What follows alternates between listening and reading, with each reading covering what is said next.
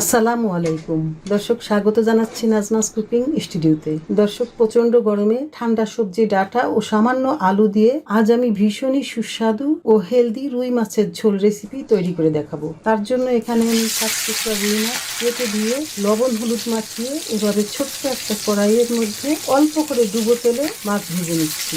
মাছটা এভাবে ডুবো তেলে ভেজে নিলে সেই মাছটা খেতে দুর্দান্ত সুস্বাদু হয়। দর্শক, ভাজা করে নেওয়ার জন্য কড়াই বা প্যান যত ছোট হবে তত কম তেলে এভাবে ডুবিয়ে ভেজে নেওয়া সম্ভব হবে। তাই তো আমি এভাবে ছোট্ট একটা কড়াইয়ে অল্প তেলে ডুবু করে মাছ ভেজে নিই। আমি সব মাছ এভাবে করে ভেজে নিয়েছি। এবার চলে যাই রুই মাছ রান্নায়। ডাটা দিয়ে রুই মাছ রান্না করার জন্য মাছ ভাজার অবশিষ্ট রান্নার তেলটুকু দিয়ে দিলাম। এখানে 4 থেকে 5 টেবিল চামচ তেল হবে। দিচ্ছি 2টা পেঁয়াজ কুচি। পেঁয়াজটা আমি একটু নেড়ে চেড়ে ভেজে নিচ্ছি।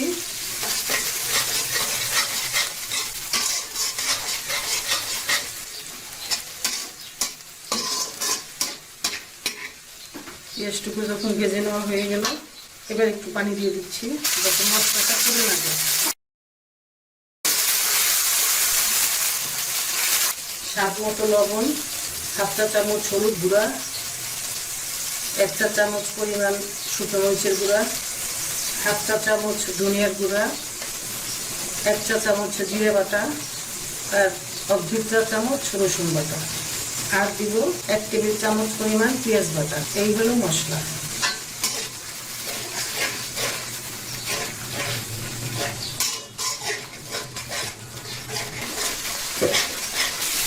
আবার একটু পানি দিয়ে মশলা কষিয়ে নিব 1/2 কাপ পরিমাণ।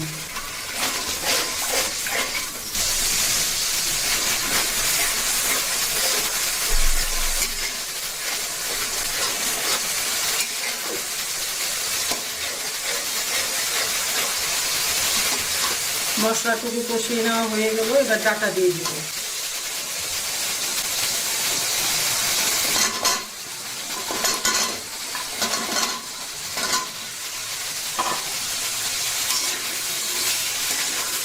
ডাটাগুলো একটু সময় কষিয়ে নিব।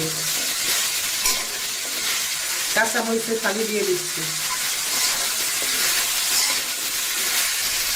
সাথে কিছু আলুর টুকরা দিয়ে দিচ্ছি। 1 মিনিট সময় কষিয়ে নেব।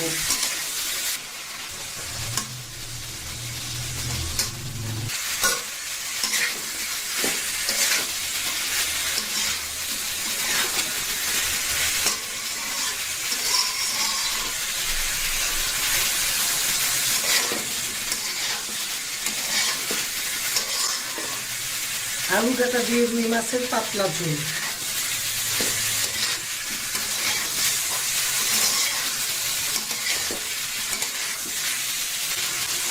এখন পানি দিয়ে দিচ্ছি, গরম পানি।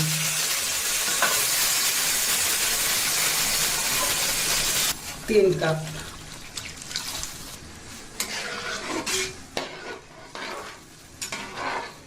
আর 1 কাপ পানি দিব, কারণ আমার এই ঝোলটা জ্বালাইতে হবে ভালোভাবে। ডাটা এবং আলুগুলো সিদ্ধ করার জন্য আমি আরো 1 কাপ পানি দেবো, অর্থাৎ 4 কাপ পানি। ঢেকে রাখবো যতক্ষণ না সময় ডাটা এবং আলুটা সিদ্ধ হয়। এবার দেখি কি অবস্থা।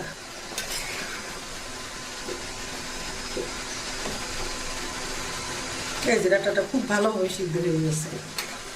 যেটুকু বাকি আছে মাছ দিয়ে রান্না করার সাথে সাথে এটুকু সিদ্ধ হয়ে যাবে। যে মাছ ভেজে রেখেছিলাম সেই মাছ ভাজা নেড়ে দিচ্ছি।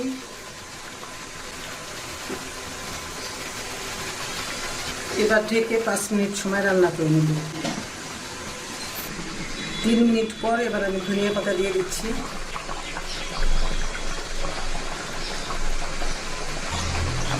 আবার ঢেকে 2 মিনিট সময় রান্না করে নেব।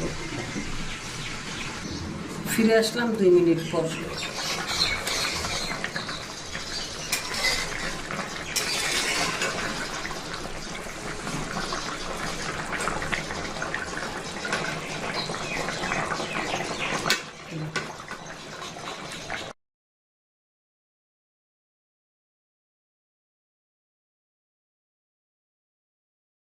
দর্শক, তৈরি হয়ে গেল আমার ডাটা আলু দিয়ে অসম্ভব মজার রুই মাছের ঝোল রেসিপি।